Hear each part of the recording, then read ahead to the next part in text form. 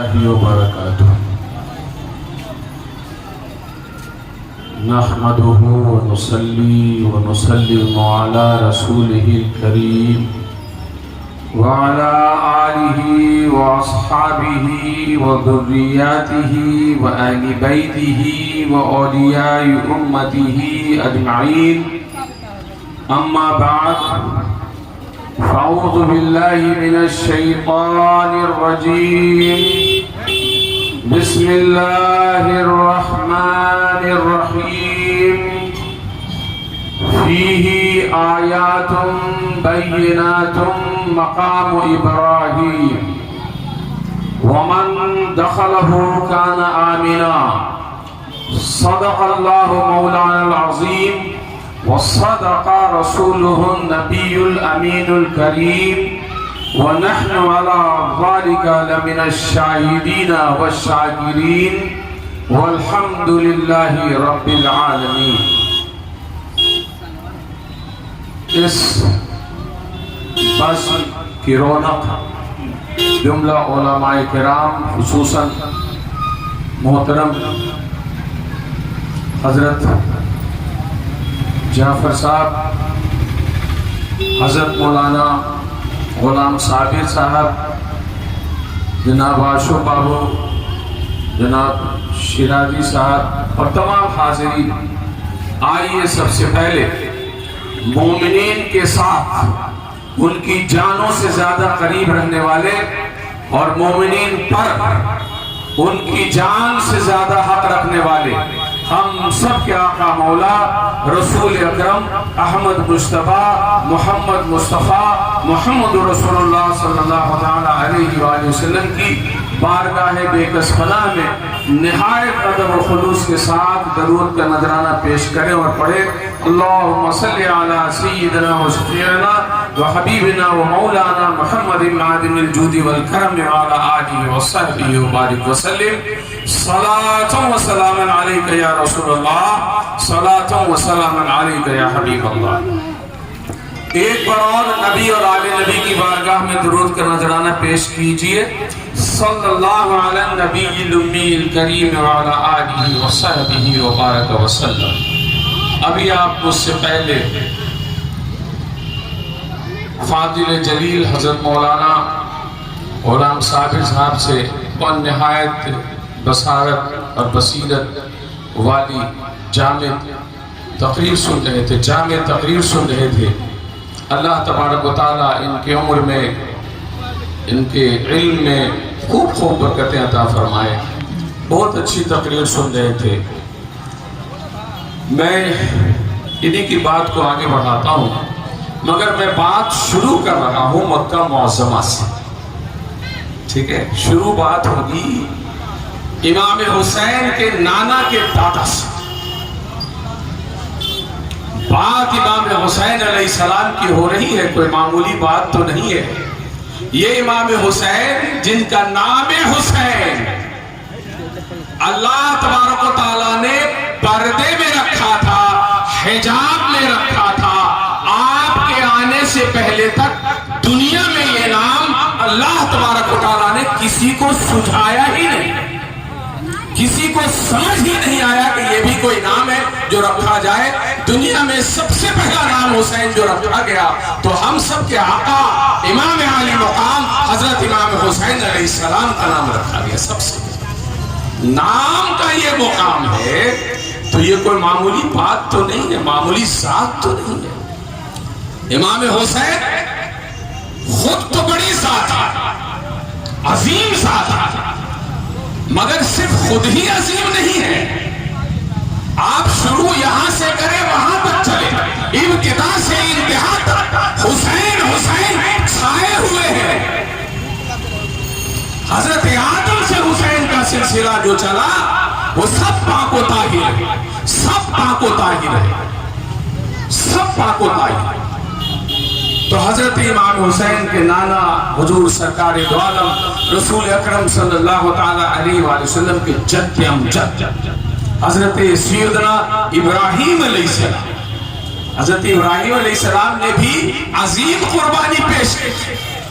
کوئی دنیا میں دوسری مثال ہے کہ اپنے بیٹے کو اللہ کی راہ میں قربان کرنے کے لیے تیار ہو گیا ہو؟ کوئی ایسا ہے دوسرا؟ کوئی نہیں، جو محض خواب پر اللہ کا حکم آنے کی بنیاد پر اپنے جوان بیٹے کو قربان کرنے کے تیار ہو جائے، جس نے منتوں پر وہ بیٹا ہوا تھا تیار ہو گیا، قربان کے لیے مقتل میں پہنچ گئے، چھری تک چلا۔ وہ تو اللہ نے بغیر گردن کے کٹے ہوئے قربانی قبول کر لی نا، تو وہ بھی عظیم قربانی، اور ادھر سارے کنبے کی قربانی پیش کر دینا، یہ عظیم قربانی، وہ بھی عظیم یہ بھی عظیم۔ تو آئیے وہیں سے شروع کرتے ہیں نا، وہیں سے شروع کرتے ہیں۔ حضرت سیدنا ابراہیم علیہ السلام خانہ کعبہ کی تعمیر کر رہے ہیں۔ آیت کریمہ قرآن پاک میں جو میں نے تلاوت کرنے کا شرف حاصل کیا، اس میں اللہ تبارک و تعالیٰ فرما رہا ہے۔ کون فرما رہا ہے؟ اللہ فرما رہا ہے۔ دیکھیے نسبت اللہ سمجھا رہا ہے، نسبت کی عظمت سمجھا رہا ہے۔ ہم یوں ہی حسین حسین نہیں کرتے ہیں، ہم یوں ہی حسینی بنے رہنے کے لیے جان نہیں دیتے ہیں، چونکہ یہ نسبت عظیم ہے اور قرآن نے سمجھایا کہ عظیم ہے، اس لیے اس نسبت کے دیوانے ہم ہیں، اور اللہ سے دعا کرتے ہیں کہ اللہ جب تک قائم رکھ، اسی نسبت پر قائم رکھ، اسی نسبت پر قائم رہے تو حسینی، ورنہ رہنے سے فائدہ کیا ہے؟ حسینی نہ ہوئے تو کچھ نہ ہو۔ تو اللہ تبارک و تعالیٰ فرماتا ہے فیہ آیات بینات، اس میں، فیہ کا مطلب اس میں، آیات ہیں، نشانیاں ہیں، بینات کھلی ہوئی نشانیاں، روشن نشانیاں، مقام ابراہیم، اور وہ نشانی مقام ابراہیم ہے، مقام ابراہیم ہے۔ من دخلہ، جو یہاں داخل ہو گیا، کان آمنا، وہ امن پا گیا، امن پا گیا۔ آپ جانتے ہیں نا کہ مسجد حرام اور جو حرمت والے حصے ہیں مکہ معظمہ میں، مدینہ منورہ میں، وہاں اگر کوئی زنا کر کے، چوری کر کے، کسی کا قتل کر کے بس اس علاقے میں داخل ہو جائے، امن پا جائے، حکومت تک اس کو کچھ نہیں کر سکتی۔ علاقے میں داخل ہوئے، امن، آج بھی امن ہے، اس کو امن دے دی گئی، پناہ دے دی گئی۔ اگر حکومت چاہے گی کہ اس کو سزا دینا ہے تو کسی اور بہانے سے اس حصے سے باہر نکالے گی، تب سزا دے سکتی ہے، وہاں پر سزا نہیں دی جا سکتی۔ وہ امن کی جگہ ہے، چیک کی جگہ ہے، اور اس امن کی جگہ کو یزید کے لشکریوں نے پامال کیا تھا۔ آج سے 1400 برس پہلے میزائل پھینکا تھا خانہ کعبہ پر، خانہ کعبہ کے غلاف جل گئے تھے، خانہ کعبہ کی دیواریں منہدم ہو گئی تھی۔ یہ ہے یزید اور یزیدیوں کی پہچان اور ان کے ماننے والوں کی پہچان۔ جہاں پر امن ہے، جہاں پر جنگیں نہیں ہو سکتی، جہاں چور آ کر بچ سکتا ہے، جہاں ثانی آ کے بچ سکتا ہے، وہاں پر تشدد، اہنسا، یہ یزیدیوں نے کیا تھا۔ سب کو معلوم ہے، علماء کرام یہاں بیٹھے، مدینہ منورہ میں 3 دنوں تک مسجد نبوی میں نماز نہیں ادا کی جا سکتی، اذان نہیں دی جا سکتی، ہزاروں ہزار صحابہ کرام اور دیگر افراد کو قتل کر دیا گیا، عورتوں کے ساتھ بھی حرمتی کی گئی۔ خانہ کعبہ مدینہ منورہ، یہ تو یزیدیوں کی تاریخ ہے۔ ہم کیسے یزیدیوں کی اس کے ساتھ ہمدردی کر سکتے ہیں؟ کوئی ہمدردی کر سکتا ہے؟ بہر صورت تو یہ جو مقام ہے مقام ابراہیم، یہ آیات بینات میں سے ہے۔ کیوں؟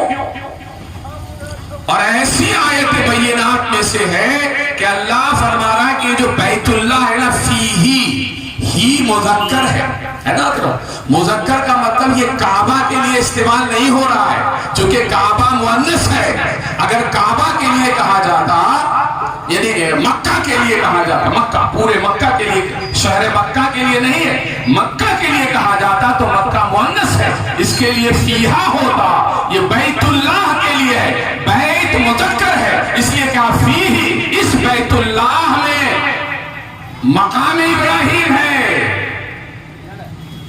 یہ جو بیت اللہ عظمت والا بیت اللہ ہے تو یوں ہی نہیں عظمت والا ہے، جان لو کہ یہاں مقام ابراہیم ہے، مقام ابراہیم کے ہونے کی وجہ سے بیت اللہ عظیم ہے، یہ قرآن فرما رہا ہے، اور دیگر نشانیاں ہیں وہاں جن کی وجہ سے بیت اللہ عظیم ہے، اس کو عظمت حاصل ہوگی۔ تو مقام ابراہیم ہے کیا؟ حافظ صاحب آپ تو دیکھ کے آئے، ان سے پوچھا جائے کہ بھائی مقام ابراہیم کیا چیز ہے؟ مقام سے تو لگ رہا کوئی مکان ہوگا، کوئی مسجد ہوگی، کوئی بڑی سی چیز ہوگی کچھ، ان سے پوچھا جائے کیا ہے تو یہ کہیں گے پتھر ہے، پتھر ہی ہے نا۔ حافظ صاحب دیکھ کے آئے، مقام ابراہیم پتھر ہے، اور ایک پتھر کا یہ مقام کہ بیت اللہ کو عظیم بنا رہا ہے۔ کیوں؟ کیا ہو گیا اس میں؟ کہاں کا پتھر ہے؟ کیوں ایسا عظیم ہوا؟ تو جواب یہ ہوگا کہ جب خانہ کعبہ کی تعبیر ہم سب کے آقا سیدنا ابراہیم علیہ السلام فرما رہے تھے تو آپ کو جب اوپر چڑھنا ہوتا تھا تو حضرت اسماعیل علیہ السلام ایک پتھر لے کر آئے تھے، اس پر قدم رکھا، اور جیسے ہی آپ نے قدم رکھا تعمیر کرنے لگے، آپ کو اوپر ہونا ہوتا تو پتھر خود اوپر اٹھ جاتا، یعنی غور کیجئے حضرت ابراہیم علیہ السلام سے وہ پتھر لگا، ابراہیم علیہ السلام نے ارادہ کیا میں اوپر اٹھوں، پتھر اوپر اٹھ گیا، یعنی اگر ابراہیم علیہ السلام سے وہ لگا تو اب اس کے لیے بلندی اور عفت لکھ دی گئی، ابراہیم اٹھیں گے پتھر اٹھ جائے گا، یہ ہے نسبت۔ وہ قدم رسول میں لگا تو رسول کے قدم اٹھتے ہیں تو پتھر اٹھ جائے، یہ نسبت۔ ارادہ کرتے پتھر اوپر اٹھ جاتا، اوپر کی تعمیر کرتے۔ اب پتھر نے دیکھا کہ بڑا ہسٹوریکل ٹائم ہے، تاریخی وقت ہے، خانہ کعبہ کی تعمیر ہو رہی ہے، اور مجھے یہ نوازا گیا ہے کہ وقت کے رسول نے اب میرے سینے پہ قدم رکھ دیا ہے، اب اس قدم پر میں اپنے بوسے کا ایسا نشان سب کروں گا کہ رہتی دنیا تک کچھ مٹ جائے یہ نشانی ابراہیم نہیں مٹے گا، کچھ مٹ جائے ابراہیم علیہ السلام کے قدموں کو ایسا بوسا لوں گا اپنے سینے کے اوپر، قیامت تک یہ نشان نہیں چھوڑوں۔ ہم اور آپ پتھر پر کھڑے ہو جائیں، نشان بنے گا؟ نہیں بنے گا۔ حضرت ابراہیم علیہ السلام کے قدموں کے نشان پتھر پر آ رہے ہیں، وہ پتھر عظیم ہو گیا، اور ایسا عظیم ہو گیا کہ اس نے خانہ کعبہ کی عظمت کا ایک سبب بن گیا، خانہ کعبہ کی عظمت کا، بیت اللہ کی عظمت کا ایک سبب بن گیا، اور ایسا عظیم ہو گیا کہ اب حاجی ساری دنیا سے قیامت تک کے لیے حج کو جائیں گے تو اس نقش ابراہیم کے پاس، ابراہیم علیہ السلام کے قدم مبارک کے نقوش کے پاس، اس پتھر پر مقام ابراہیم کے پاس سجدہ نہیں کریں گے، نماز نہیں پڑھیں گے تو حج نہیں ہوگا۔ بات سمجھ میں آئی؟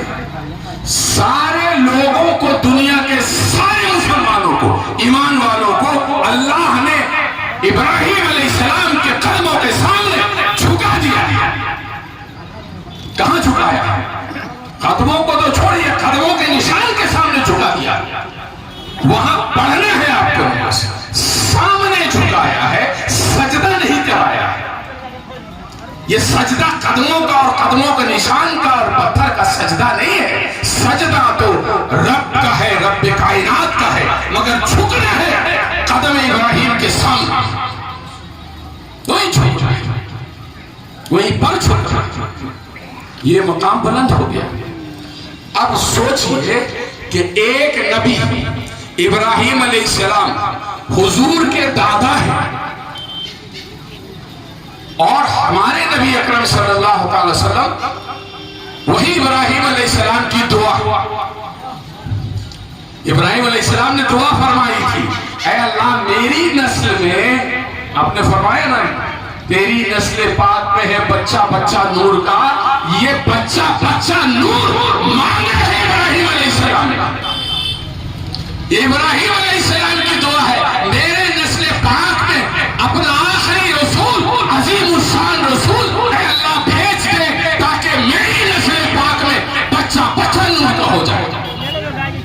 اور ابراہیم علیہ السلام کی دعا سے بچہ بچہ نور کا ہو گیا۔ یہ دعا ہے ابراہیم علیہ السلام کی،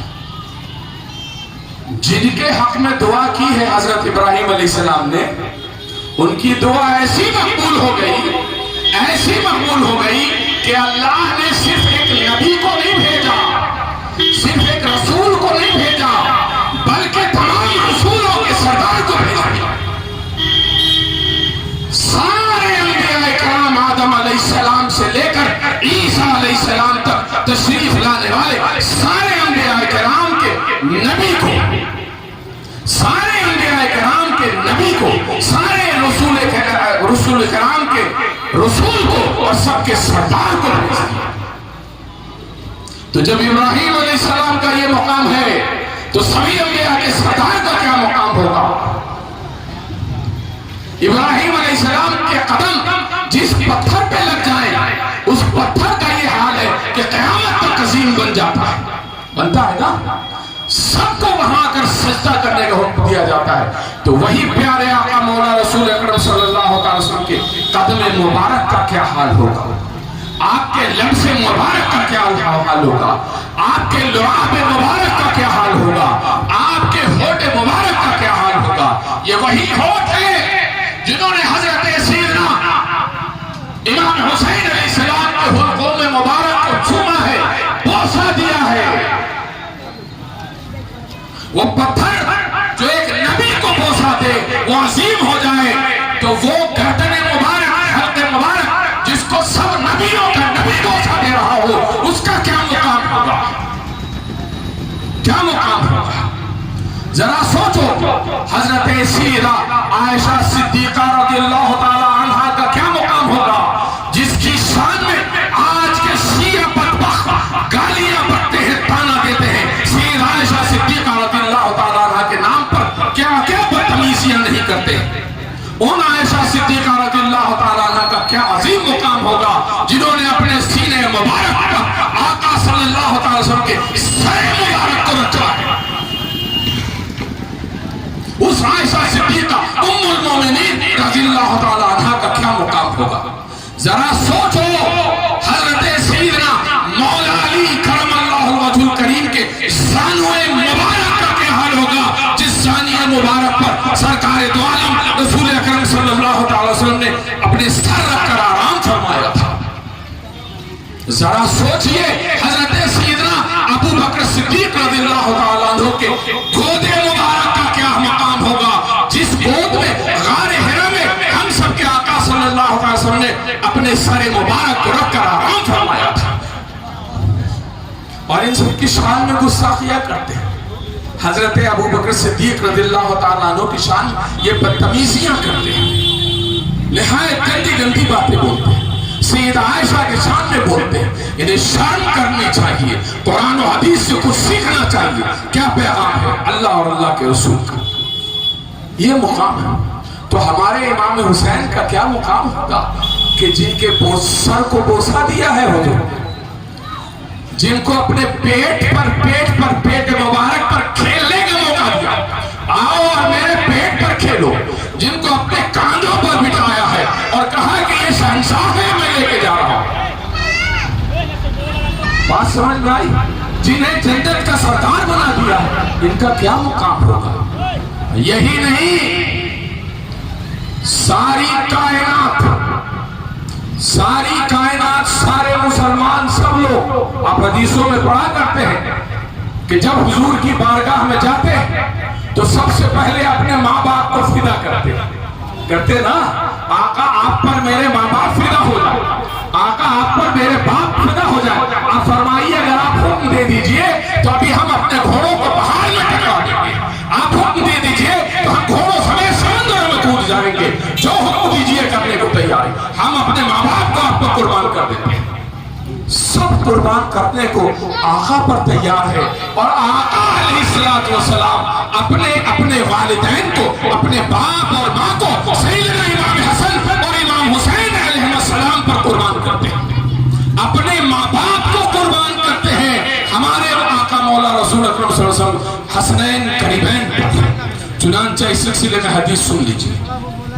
حدیث مبارکہ حضرت سلمان فارسی، سنا ہے نا، حضور کے بہت قریب کے ساتھ ہیں، بہت قریب ہیں حضرت سلمان فارسی۔ آپ روایت فرماتے ہیں کہ ایک بار ہم لوگ حضور کی محفل میں، مجلس میں تمام صحابہ کرام بیٹھے تھے، تو حضرت ام ایمن رضی اللہ تعالی عنہ، اب جانتے ہیں ام ایمن کون ہوا؟ سنا ہے، حدیث میں پڑھا ہوگا ام ایمن۔ تو حضرت ام ایمن رضی اللہ تعالی عنہ حضور کی خادمہ، اور خادمہ بھی ایسے کہ آپ کے والد مبارک کو ان کی زوجہ کی طرف سے جہیز میں ساتھ میں خادمہ بن کر آئی تھی، آپ کے والد گرامی کی خادمہ تھی، ہے نا؟ پھر ان کے وصال کے بعد سیدہ آمنہ کی خدمت کرتے ہیں، ان کے وصال کے بعد سرکار دو عالم صلی اللہ تعالی علیہ وسلم کی خدمت کرتی ہے، کھانا آپ ہی کھلاتی تھی، کپڑا آپ ہی تیار کرتی تھی۔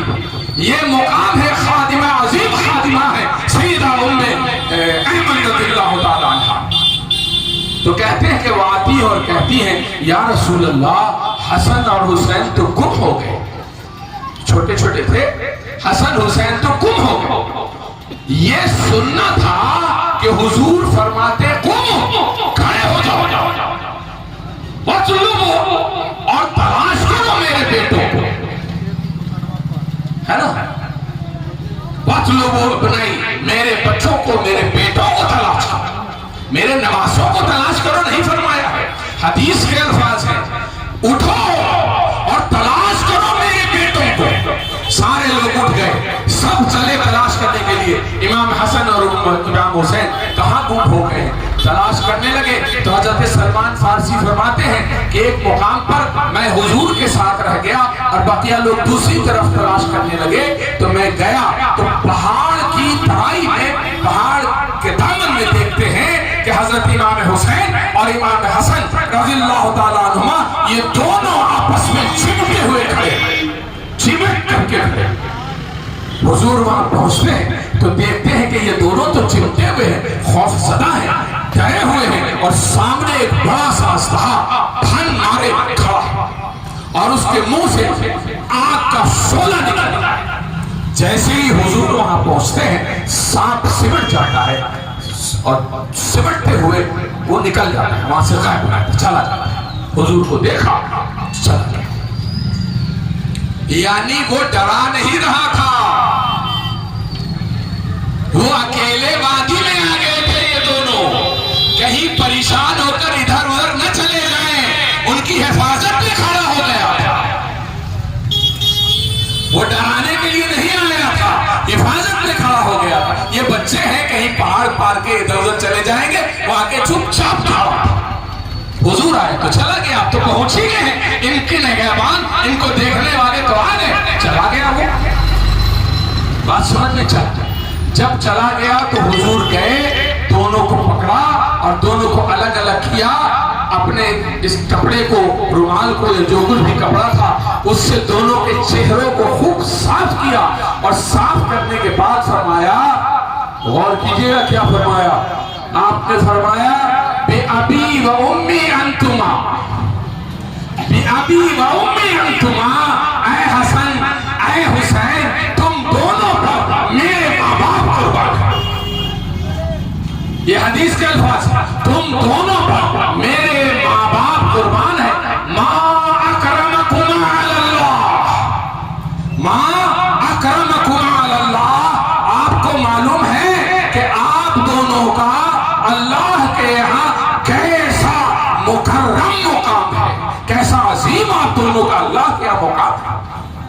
پھر دونوں کو اپنے کاندھوں پر بٹھا دیا، ایک طرف امام حسن، دوسری طرف امام حسین، چل پڑے۔ چلتے میں حضرت سلمان فارسی کہتے ہیں کہ میں نے کہا کہ کیا خوب سواری ہے ان دونوں کی۔ حضور نے فرمایا تم سواری دیکھتے ہو کیا خوب ہے، یہ نہیں دیکھتے کہ سوار کتنے اچھے تھے، یہی نہیں، یہ نہیں دیکھتے کہ سوار کتنے बात समझ में आ गई? वो पत्थर जो हजरत इब्राहिम अलैहिस्सलाम के पैरों को बोसा ले गया, क़यामत तक फना नहीं होगा। जिसे हुजूर ने बोसा दे दिया वो कैसे फना होगा? उसको मौत कहां से आएगी? वो कैसे खत्म हो सकता है जिसे खुद हुजूर ने बोसा दे दिया? इमाम हुसैन जिंदा है, जिंदा हमेशा जिंदा, हमेशा जिंदा। आप फरमा रहे थे ना कि कुरान में अल्लाह ने फरमा दिया वला किल्ला तशउरून, तुम समझ ही नहीं सकते कि वो कैसे जिंदा है। इस बात को थोड़ा सा आगे बढ़ा देता हूं। एक बदबख्त मुझे याद आ गया है, इसीलिए बोल दे रहा हूं, बड़ा बदबख्त है। एक बार वो तकरीर कर रहा था, बयान कर रहा था, आपने सुना होगा, बहुत मशहूर है। उसकी बदबख्ती की इंतहा है। वो देखिए कहता है कि मुसलमान कहते हैं कि रसूल सल्लल्लाहु अलैहि वसल्लम विसाल फरमा गए, वफात फरमा गए, गुजर गए, पर्दा फरमा गए। अरे तो कुछ भी बोलो, बात तो यही है कि मर माफ, जिंदा नहीं है। अगर जिंदा है तो मुझे बताओ कहाँ जिंदा है, मैं जाऊंगा, उनसे मिलूंगा, मुसाफा करूंगा। बदबख्त उनसे जाके मिलने की कोशिश में है। बताइए इतना आसान है सरकारे दो आलम से मिल लेना? यूं ही कहता है मैं जाऊंगा मिलूंगा, ऐसे ही जाके कोई मिल सकता है क्या?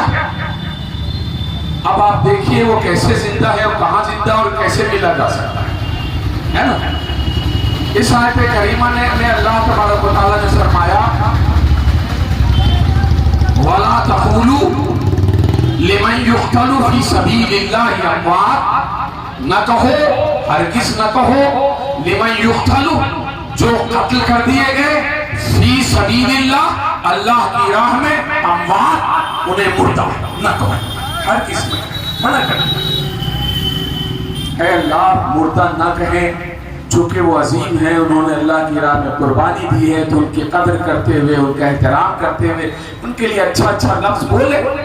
मिसाल करके ये मर के ना बोले कि भाई बड़े लोग हैं ना, इनके लिए नहीं बोलना चाहिए। अल्लाह ने जवाब दिया नहीं नहीं, सिर्फ एहतराम माना नहीं है, बल्कि हकीकत वो मुर्दा नहीं है, वो जिंदा, वो मुर्दा है ही नहीं। अल्लाह फरमाता वो मुर्दा नहीं है, बल अहिया, वो जिंदा है, अहिया है, अहिया अहिया, हयात है उनमें, तब वो अहिया है, वो जिंदा है। बेवकूफ तुम्हें क्यों मुर्दा कहने पर तोला हुआ? वो तो जिंदा है। अल्लाह जिंदा है तो कहां है बता दे, मैं मुलाकात कर लूं, कदमों को चूम लूं, जरा दिखा दे कहां है। अल्लाह ने फरमाया वला किल्ला तशउरून, तुम समझ ही नहीं सकते कैसे जिंदा है। तो अब उनको पाओगे कैसे मुसाफा के लिए? जब तुम्हारे पास अल्लाह ने कह दिया कि समझ ही नहीं है कि वो जिंदा है, कैसे है, तो कहां है, तुम कहां से पता करोगे? तुम पता कर ही नहीं सकते कि कहां है, तो तुम मुसाफा कहां से करोगे? तुम मिलोगे कहां से उनसे? मिलने और मुसाफा करने का शौक है तो पहले ईमान तो ला कि वो जिंदा है। तू तो वो बदबख्त है कि तेरा ईमान ही नहीं है कि वो जिंदा है। वो जिंदा हो ये मानेगा तब तो मुलाकात होगी। पहले तो मान कि जब शहीद जिंदा है, ये शहदा के बारे में आयत है ना, जिन्होंने अपनी जान अल्लाह की राह में दे दी वो शहीद हो गए। हुजूर ने अपनी जान किसकी राह में दी? हुजूर ने अपनी जान दी है या नहीं दी है? बोलिए, जान को अपनी बचा के रखा है हुजूर ने या अपनी जान हवाले कर लिया? किसके हवाले किया? किस वास्ते किया?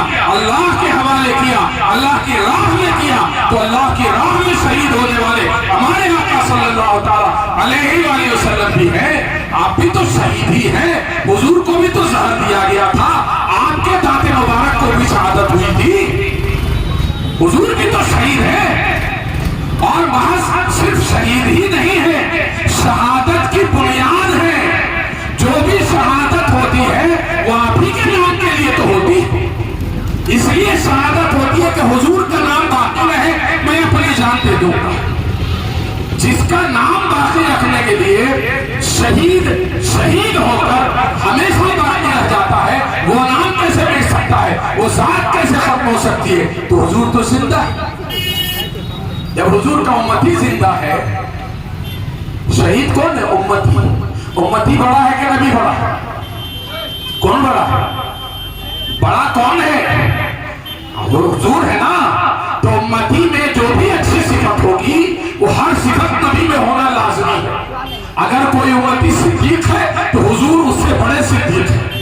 کوئی شہید ہے تو اس سے بڑے شہید ہے نا. جس میں جو صفت ہوگی وہ حضور میں اور بڑھ چڑھ کر اکمل اور کامل طریقے سے وہ صفت ہوگی. تو حضور زندہ ہے. ان کے بیٹے امام حسن امام حسین زندہ ہے. حضرت مولا علی زندہ ہے. حضرت عمر فاروق زندہ ہے. حضرت ابو بکر صدیق زندہ ہے. حضرت عثمان غنی رضی اللہ تعالیٰ عنہ سب زندہ ہے. سب زندہ ہے. یہ ہے نا. آئیے آخری بات کرتا ہوں. دیکھیے ایک بات رشید پڑھی. اللہم صلی علی سیدنا و شفیعنا و حبیبنا و مولانا محمد معدن وجود الکرم و علی آلہ وسلم. 9 محرم الحرام دن گزار کر شب ہو گئی ہے. شام کا وقت ہے. یہ یزید کے لشکریوں نے یہ دیکھا کہ موقع غنیمت ہے. یہ لوگ ابھی بے سر و سامان ہیں، تیار نہیں ہیں. ابھی ان کے اوپر حملہ کر کے ابھی ختم کر دیا. رات میں یعنی 10ویں شب میں یہ ارادہ کر لیا ان لوگوں نے. آج ہی کام تمام کر دیا. یہ خبر آ گئی حضرت امام علی مقام کے پاس. آپ نے کہا کہ سنو، جا کے ان سے بات کرو کہ رات بھر ہم اللہ کی عبادت کرنا چاہتے ہیں، نمازیں پڑھنا چاہتے ہیں، قرآن کی تلاوت کرنا چاہتے ہیں. ہم اللہ کی راہ میں اس رات کو گزارنا، اس کی عبادت کو گزارنا چاہتے ہیں. رات بھر کی مہلت دو، صبح میں جنگ ہو. جو ہونا ہے صبح. رات بھر کی مہلت ہو گیا. چلیے ٹھیک ہے. اب دیکھیے کیا ہو رہا ہے. تصور کیجئے وہ منظر. میدان کربلا، ایک طرف 72 جو شہید ہوئے ان کے گھر والے اور چھوٹا سا قافلہ، عورتیں ہیں، بچے ہے نا، اہل بیت اطہار. اور دوسری طرف 22,000 ظالموں کا لشکر ہے. 22,000. ایک امام حسین کو ختم کرنے کے لیے 22,000 کا لشکر جمع. دوسری طرف ادھر والے لوگ کہہ رہے ہیں لا الہ الا اللہ محمد رسول اللہ. ادھر والے لوگ کہہ رہے ہیں لا الہ الا اللہ محمد رسول اللہ. کیا فرق ہے؟ کوئی فرق ہے؟ کلمہ پڑھنے میں کوئی فرق نہیں ہے. ادھر بھی کلمہ، ادھر بھی کلمہ. ان کا بھی رب وہی، ان کا بھی رب وہی. یہ بھی اسی رسول کو مان رہے ہیں، وہ بھی اسی رسول کو مان رہے ہیں. ہے نا؟ یہی ہے نا. بولیے. ارے نام جو کلمہ میں لے رہے ہو لا الہ الا اللہ محمد رسول اللہ، تو محمد رسول اللہ ہی بول رہے ہو اور نمازے کو قتل کرنے بیٹھے ہو. کلمہ پڑھ رہے ہیں، نماز پڑھ رہے ہیں. درود شریف پڑھیں گے نا نماز ہوگی تو. درود شریف میں کیا پڑھیں گے؟ اللہم صلی علی محمد وعلی آل محمد صلی اللہ علیہ وسلم. درود میں وہ بھی پڑھ رہے ہیں اللہ درود بھیج رسول پر اور آل رسول پر، آل محمد پر درود. ادھر بھی درود بھیجا جا رہا ہے آل رسول پر، ادھر بھی درود بھیجا جا رہا ہے آل رسول پر. فجر کی نماز ہو رہی ہے، ادھر ابن زیاد لوگوں کا امام بن کر نمازیں پڑھا رہا ہے 22,000 کا لشکر. ادھر سیدنا امام علی مقام اپنے لوگوں کو نماز پڑھا رہے ہیں امام بنے ہوئے. ادھر بھی نماز ہو رہی ہے، ادھر بھی نماز ہو رہی ہے. مگر پھر یہ جنگ کیوں ہو رہی ہے؟ تو پھر یہ جنگ ہو کیوں رہی ہے؟ نماز کے لیے ہو رہی تھی، روزہ کے لیے ہو رہی تھی. نماز تو یہ بھی پڑھ رہے، نماز تو وہ بھی پڑھ رہے. بات سمجھ گئے؟ انہوں نے کہہ دیا تھا کیا کہ ہم نماز نہیں پڑھیں گے، یا انہوں نے کہہ دیا تھا کہ ہم نماز نہیں پڑھیں گے؟ پھر جنگ کہے کی ہو رہی؟ تو جواب یہ ہوگا کہ نماز پڑھنے کو تو سب تیار تھے، اہل بیت کو ماننے کو تیار نہیں تھے. یہ جنگ کس بات کی تھی؟ سب مان لیں گے، اہل بیت کا رتبہ نہیں مانیں گے، امام حسین کو وہ مقام نہیں دیں گے، بلکہ امام حسین کو مجبور کر دیں گے کہ تم آؤ اور آ کر یزید کے ہاتھ پر بیعت کرو، یزید کی غلامی قبول کرو، اور اس یزید کی غلامی قبول کرو جس نے اپنے علاقے میں بھائی بہن کی شادی کو جائز قرار دے دیا تھا، جس یزید نے شراب کو حلال قرار دے دیا تھا، جس یزید نے دن دہاڑے زنا کو جائز قرار دے دیا تھا، طرح طرح کی برائیاں عام کر دی تھی، اسی یزید کے ہاتھوں بیعت کرنے کو امام حسین کو مجبور کیا جا رہا تھا کہ آپ بیعت کیجئے، بات ختم ہو جائے گی۔ حضور امام حسین علیہ السلام نے فرمایا میری جان چلی جائے اللہ کی راہ میں چلی جائے گی، مگر میں ظالم کے ہاتھوں پر بیعت نہ خود ہوں گا نہ کسی کو ہونے دوں گا، کوئی نہیں بیعت کرے گا اس میں۔ اسی لیے جنگ ہوئی نا، تو معیار کیا ہوا؟ نماز ایمان پر خاتمے کا معیار نہیں ہے،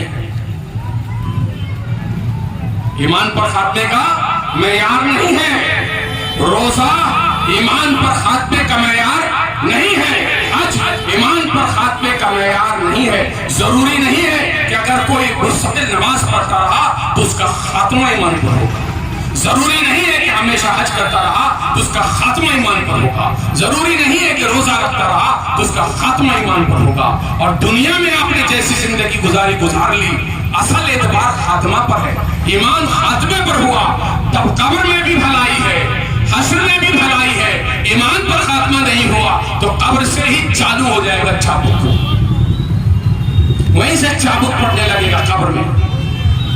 خاتمہ ایمان پر ہونا چاہیے، اور خاتمہ ایمان کہاں ہوگا؟ آپ جو حدیث فرما رہے تھے، آپ فرما رہے تھے کہ جنہوں نے حدیث پیش کی حضرت زید بن ثابت رضی اللہ تعالیٰ عنہ کی روایت ہے، اس روایت میں یہ کہ حضور نے فرمایا انی تارک فیکم خلیفتین، میں تمہارے درمیان اپنے دو خلیفہ چھوڑے جا رہا ہوں۔ خلیفہ جس کو چھوڑ رہا ہوں میرا نائب ہے، میرا اسسٹنٹ ہے، میرا خلیفہ ہے، میرا ریپرزنٹیٹو ہے، تم یہ نہ سمجھو کہ وہ ہے، یہ سمجھو کہ وہ میرا ہے۔ تم یہ نہ سمجھا کہ یہ جو خانقاہ ہے فیاضیہ میں بیٹھا ہوا سجادہ نشی ہے یہ غلام فیاض حسین فیاضی ہے، یہ نہ سمجھو، بلکہ یہ سمجھو کہ یہ خلیفہ رسول ہے، یہ خلیفہ رسول ہے۔ حضور نے فرمایا انی تارکن فیکم خلیفتین، میں دو خلیفے چھوڑے جا رہا ہوں، کتاب اللہ حبل ممدود ما بین السماء الی الارض او ما بین السماء والارض۔ فرمایا کہ ایک تو ہے اللہ کی کتاب، بڑا کون چھوٹا کون حدیث میں نہیں ہے، کتاب اللہ بڑی ہے، اہل بیت بڑے ہیں، اس حدیث میں نہیں ہے۔ یہاں یہ فرمایا گیا کہ دو چیزیں چھوڑے جا رہا ہوں، ایک ہے کتاب اللہ، اور وہ کتاب اللہ کیا ہے؟ حبل ممدود، رسی ہے جو کھچی ہوئی ہے آسمان سے لے کر زمین تک، ایک رسی ہے جو کھچی ہوئی ہے آسمان سے زمین تک۔ وَعِتْرَتِي أَهْلَ بَيْتِي، اور میری عطرت، میری اہل بیت، میری اولاد ہے، میری اولاد، میری آل، کیا فرمایا؟ میری آل ہے جس کو میں تمہارے بیچ چھوڑے جا رہا ہوں، میری آل ہے، میری اولاد ہے، اس کو چھوڑ رہا ہوں، یہ دونوں میرے خلیفے ہے نا۔ اور یہ وہ ہے کہ لا تفرق حتی یرید علی الحوض، یہ اس وقت تک جدا نہیں ہوں گے جب تک کہ یہ دونوں میرے پاس حوض میں نہیں آ جائے، یعنی قیامت کے روز سب کو پہنچنا ہے، اور یہ دونوں کتاب اللہ اور میری ساری اولاد میرے پاس حوض میں آنے والی ہے۔ اس وقت تک نہ قرآن ان سے جدا ہوگا نہ یہ قرآن سے جدا ہونے والے ہیں۔ اب ان دونوں کو تھامے رکھو، کیا فرمایا؟ دوسری حدیث میں انی تارکن فیکم امرین، میں تمہارے درمیان دو چیزیں چھوڑے جا رہا ہوں، کتاب اللہ وعطرتی اہل بیتی، اور میں اپنی اولاد کو چھوڑ رہا ہوں، اللہ کی کتاب چھوڑ رہا ہوں۔ لن تضلوا، تم ہرگز گمراہ نہیں ہوگے، ان اتبعتموہما، اگر تم نے ان دونوں کی اتباع کی، پیروی کی۔ جیسے یہ چلے ویسے تم چلے، جیسا ایمان ان کا ویسا ایمان تمہارا اگر رہا تو تم کبھی کبھی کبھی کیا ہوگے؟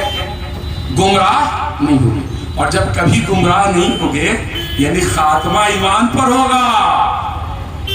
کیا حضور نے فرمایا گمراہ نہیں ہوگا؟ کیا مطلب؟ موت ایمان پر آئے گی، جو گمراہ نہیں ہوا اس کی موت ایمان پر آنے والے ہے۔ تو اگر ایمان پر موت چاہتے ہو تو قرآن کو پکڑ لو، اہل بیت اطہار کو پکڑ لو۔ قرآن کو دیکھنا ہے کہ کیا کرنا ہے تو اہل بیت میں دیکھو، اور اہل بیت میں دیکھنا ہے کہ کیسے ہوتے ہیں اہل بیت تو قرآن میں دیکھ لو۔ یہ دونوں تو ایک دوسرے کی تصویر ہے۔ قرآن اہل بیت کی تصویر ہے، اہل بیت قرآن کی تصویر ہے۔ ان دونوں کو دیکھ لو، ایک دوسرے کو سمجھ جاؤ گے۔ ان دونوں کو تھامنے رکھو، کبھی گمراہ نہیں ہوگے۔ تو وہ گمراہ ہو گئے تھے کیونکہ نمازیں تو پڑھ رہے تھے، روزے تو رکھتے تھے، حج تو کرتے تھے، اہل بیت کو چھوڑ دیا تھا۔ قرآن بھی پکڑے ہوئے تھے، نماز میں قرآن ہی تو پڑھتے تھے، اہل بیت کو چھوڑ دیا، گمراہ ہو گئے۔ اہل بیت کو پکڑے رہنا ہے، آل رسول کو پکڑنے رہنا ہے۔ ایک حدیث میں حضور سرور کائنات صلی اللہ علیہ وسلم نے فرمایا کہ میرے آل، میری اولاد کا احترام کرو۔ اگر میری اولاد میں کوئی کمزور ہو، کوئی اچھا کام کرنے والا نہ ہو، برے کام میں بھی لگا ہوا پایا جائے میری اولاد میں، تو تم اسے معاف کر دو۔ حضور نے کیا فرمایا؟ تم اسے معاف کر دو، اور میری اولاد میں جو اچھے لوگ ہیں نا وہ جو بتائیں سو کرو۔ ہم میں بہت سے لوگ لگے رہتے ہیں اہل بیت ہے، آل رسول نے دیکھیے تو ایسے کر رہے ہیں۔ ارے کر رہے ہیں ان کو کرنے دیجیے، ان کا حساب اللہ کے یہاں ہوگا، وہ اللہ کے رسول سے سمجھے جائیں گے۔ آپ کون سمجھنے والے ہیں؟ آپ کو تو حکم یہ ہے کہ تم پھر بھی ان کا احترام کرو اور ان کی غلطی پر ان کو معاف کرو۔ یہ حضور کا حکم ہے، ان کو معاف کرو، اور جو میری اولاد میں اچھے ہیں وہ جیسا کہتے ہیں ویسا کرو۔ یہ حضور کا فرمان ہے نا۔ تو معیار یہی ہے آج اس دنیا میں کہ اب دنیا میں دو طبقے ہیں لوگوں کے، دو طبقے ہیں بس۔ ایک طبقہ وہ جو حسینی ہے اور دوسرا طبقہ وہ جو یزیدی ہے۔ اگر آپ کو آدمی کی پہچان کرنی ہے تو آپ مت جائیے یہ دیکھنے کہ شیعہ ہے کہ سنی ہے کہ وہابی ہے کہ دیوبندی ہے کہ فلاں ہے کہ فلاں ہے، کچھ بھی رہے، حسینی ہے تو ٹھیک ہے، حسینی نہیں تو ختم۔ یہ نہ دیکھو کہ وہابی ہے، دیکھو کہ اس کی عمل سے، اس کے کردار سے، اس کی بات سے امام حسین کا رتبہ پتہ چلتا ہے۔ اس امام حسین کی عظمت ہوتی ہے کہ امام حسین کی تکریم کرتا ہے، کبھی امام حسین کے نام پر جلسہ کرتا ہے نہ، تو پھر حسینی نہیں ہے۔ بات سمجھ گئے؟ اور امام حسین کا جو ہے وہ ہرگز ایسا نہیں ہوگا کہ سیدہ عائشہ کا نہیں ہوگا، حضرت ابو بکر کا نہیں ہوگا، حضرت عمر فاروق کا نہیں ہوگا۔ تو جو عمر فاروق کا نہیں ہے وہ حضرت امام حسین کا نہیں ہے، جو حضرت ابو بکر رضی اللہ تعالیٰ عنہ کا نہیں ہے امام حسین کا نہیں ہے۔ عمر فاروق نے تو حضرت امام حسین سے سند لکھوا کے لے لی تھی کہ آپ کہہ دیجئے کہ میں کل نانا کو بتا دوں گا یہ میرا غلام ہے عمر، اب لکھ دیجئے کہ عمر میرا غلام ہے۔ وہ جو لکھوا رہے ہیں امام حسین کے، لکھ دیجئے میرا غلام ہے۔ ان کو یہ گالیاں دیتے ہیں جن کے بارے میں امام حسین نے لکھ دیا کہ میرا غلام ہے، ان کو یہ گالیاں دیتے ہیں اور یہ کہتے ہیں کہ حسین، ایسا حسینی ہوتا ہے کیا؟ ایسا حسینی ہوگا؟ بات سمجھ میں آ گئی؟ تو یہ حسینی نہیں ہے، ان کی پہچان کیجئے۔ جو حسینی ہے وہی بس ایک فرقہ صحیح اور سالم ہے، باقی سب کیسے ہیں ان کو جانے دیجئے، جیسے اللہ ان کا حساب کرتا ہے نا۔ ہم بس یہ دیکھیں کہ اللہ سے دعا کرتے رہیں اللہ تبارک و تعالی ہم سب کو حسینی بنائے رکھے۔ وآخر دعوانا ان الحمدللہ رب العالمین۔ صلاۃ والسلام۔